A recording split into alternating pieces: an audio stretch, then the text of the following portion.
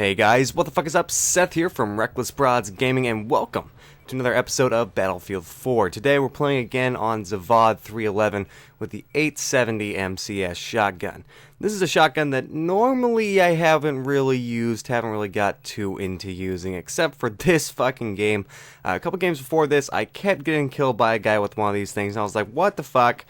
I've tried using it like 2 or 3 times before, only gotten like maybe 10-15 kills with it, and overall I really wasn't too impressed with it until this game. Whenever I put this thing on here, you know, just fucking nailing people right, left, and center, just fucking knocking people out of the park with single shots, and I was like, wow. So, obviously this shotgun has the most pellets per shot, therefore giving you the most potential damage per shot, right? So, that makes this thing fucking godly in CQB, and the only thing is just making sure you get that hip fire pointed directly at your target. You manage to do that, or, I use the iron sights a lot on just about every gun that I run, but if you manage to get your sights on target and get all 8 pellets, bam, target's gonna go down no problem. So, where have the videos been? Sorry, I've been a little bit busy, haven't been able to get videos out, so I decided to sit down today and get a couple videos out for you guys before I went to work. So, just working a lot, that's the main thing that's been going on. The zombies, I do have zombies videos. I swear to God I have zombies videos. I'm just working on editing them right now because I had to do it through Audacity and Elgato to make sure that my Elgato recording didn't decide to fuck up like halfway through. So that's what I'm working on right now. It's gonna take a while before I get all the clips perfectly lined up. Otherwise, there's gonna be like, you're gonna hear me say something and then it's not gonna show up on screen for like, it's just getting it matched up properly to where the audio and video match up properly, and then, it's just a pain in the ass.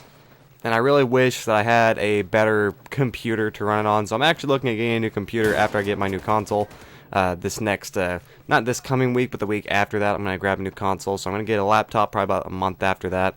And then run 2 laptops. So that's what's going on. Let's talk about the gameplay here for a minute. Playing completely... I'm playing entirely different than I usually play. Usually it is just bum rush the objective, just hit them hard over and over and over again, same spot, same guns, just mow into them, take as many enemies down as I can, and then capture the objective or whatever the deal is. However, with this shotgun, I found that it is a little bit probably isn't quite right. It's a fuck ton more helpful, and just, it makes more sense to play with this gun this way, at least for the way that I play. I'm running behind my teammates, acting more in terms of a support gunner than I am this big, bad shotgun-wielding motherfucker that's gonna kill everybody. Going in behind the enemies and trying to pick them off where I can, and then just sticking behind the main group of my guys that are moving towards the objectives, and then backing them up as they need help.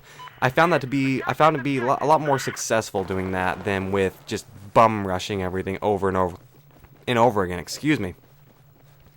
And it just seems a lot easier to me to just stick behind him and just help out where I can. That guy was just a douche. I think he kills me like 2 more times in this. He's just a pain in the ass. But that's what I was looking at doing, was just trying to stick behind the main group of my guys that's going towards objectives, and it tended to work out pretty well.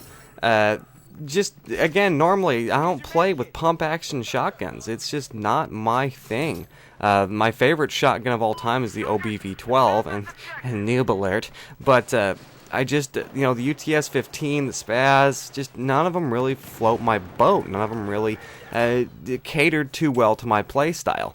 But whenever I picked this one up and started playing, like I said, a little bit more defensively and not quite as, I have to be at the objective getting all the kills, it just tended to work a little bit better and tend to make the gameplay just a bit smoother, in my opinion. Obviously, it's a lot slower paced than a lot of the other gameplay you guys have seen from me, but it just works. And if I could give you guys any advice whatsoever, that's what I would say. Just try changing up your style of gameplay and just go a little bit slower with it. Go behind the main group of your guys that are moving into position and just act more as a support role and healing your teammates and dropping med bags, and do that instead of just jumping in there with the shotguns thinking you're going to win every gunfight.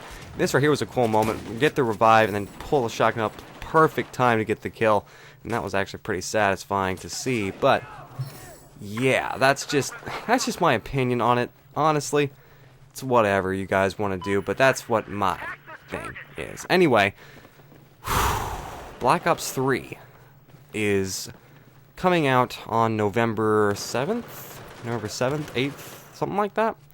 And the campaign is no longer going to be on Xbox 360 or PS3 consoles. And I figured I would give my little bit of opinion on this. And it's pretty simple. I'm 110% for it, just because. And I'm going to give you the reason why. But, and this is coming, remember, this is a guy that's still playing on the 360. I'm not playing on the Xbox One just yet. And I'm still in support of this, and everybody seems to be tearing it down. You know, oh, I can't believe they removed the campaign from Call of Duty. I mean, I pay $60 for it, I'm going to get the campaign. It's like, well, here's a couple reasons why, at least in my opinion, that they're finally pushing for next-gen only, and they're dropping off these other gens. And the main reason is the old consoles just don't have the computing power to handle next-gen graphics and next-gen gameplay. It's just that simple. Any way you want to say it, that's just how it is. And people are still really unhappy about it. But I'm totally for it. That's a great thing.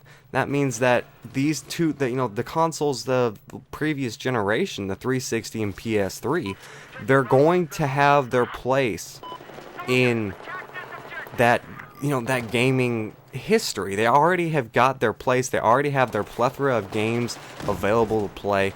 And it's a good thing, because now, your 360 PS3 consoles, they have their place with the previous games that you can go back and play at any point in time that you want.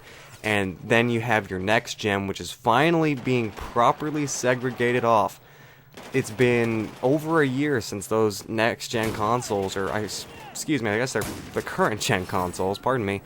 But it's been over a year since they've been released, and games have still been being developed for the previous gen and the next gen. And while I appreciate that as somebody who hasn't upgraded to a next gen console yet, it's still, it just halts the production process, and it ultimately weakens the game and weakens the experience that you're going to get. And that's just how it is, plain and simple. I mean, people still don't like that, and they still don't want to accept that, but that's just how it is, and I'm totally 110% for it. And that should raise your expectations for the Call of Duty 3 campaign, or the Black Ops 3 campaign, pardon me. That should raise your expectations, because it's not even going to be available on previous generation consoles. That should jump it from, okay, this is going to be a mediocre campaign, not going to be really graphically impressive, not going to be gameplay impressive, it's like probably going to be an Advanced Warfare copy. That should jump your expectations pretty fucking high. Because, honestly, with the Advanced Warfare campaign, I played it on the 360, I was not that impressed.